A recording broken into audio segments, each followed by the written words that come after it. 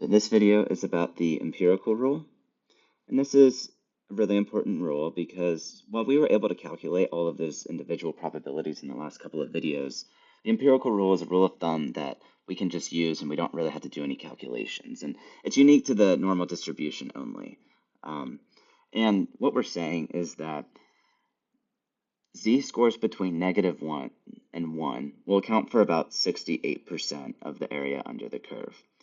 And z-scores from -2 to 2 will account for 95% of the area under the curve, and z-scores from -3 to 3 will account for about 99.7% of the area under the curve. And then this plot is also just breaking that up into each half. So if you divide 68 in half, you'll get 34 and 34. And we know that it's even 34 and 34 because the normal distribution is symmetric. And so we actually already proved this. This is a well-known rule of thumb, and we actually went through and did this by hand in the last couple of videos. Recall that we did the probability z between -1 and 1 was 0.6826, and that's very close to 68%. So what we're saying is, instead of calculating this out to the 4 decimal places the way we did, a lot of times we'll just say it's about 68%. Same with 2 standard deviations from the mean, so we found that to be 0.9544, and that is also very similar to this rule of thumb, which is saying about 95%. And then we also did it for 3, z-score between -3 and 3, and we got 0.9973, and the empirical rule is saying that z-scores from -3 to 3 will account for about 99.7% of the area under the curve.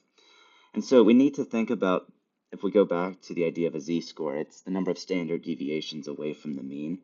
So if we want to use this for other distributions, what we're saying is that if we take our mean and we add 1 standard deviation and subtract 1 standard deviation, that'll account for about 68% of the area under the curve.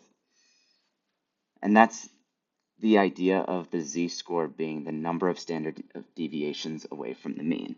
So if we were to find the area from within 2 standard deviations of the mean, so add 2 standard deviations, subtract 2 standard deviations, we would get 95%.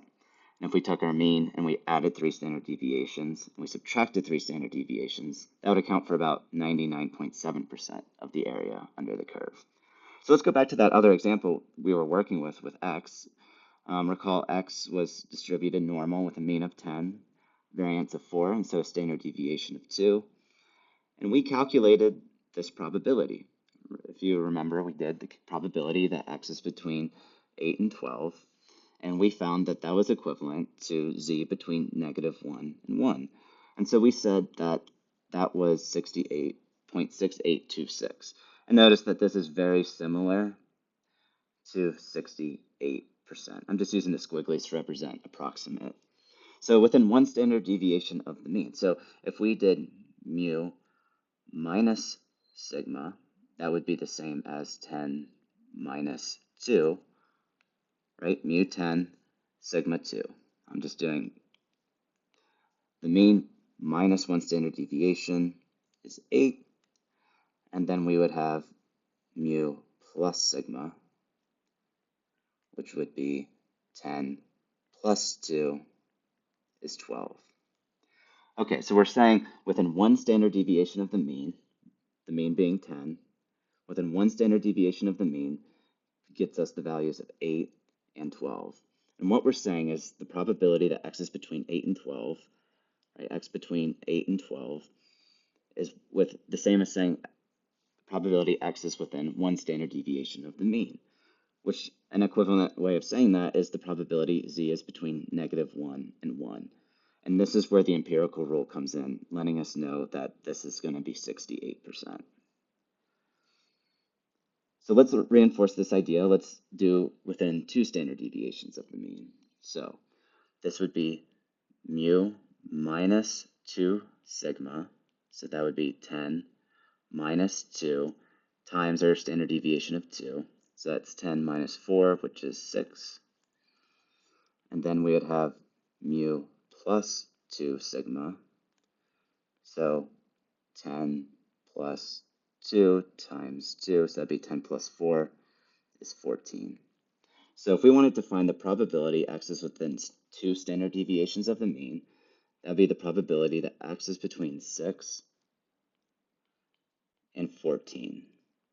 So if we were to z-transform this, this would be probability 6 minus 10 over 2. And now we change this to z, and then we do 14 minus 10 over 2.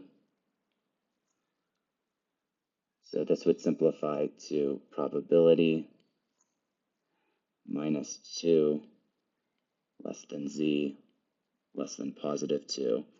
And then using our empirical rule, we would say that within 2 standard deviations of the mean is 95%.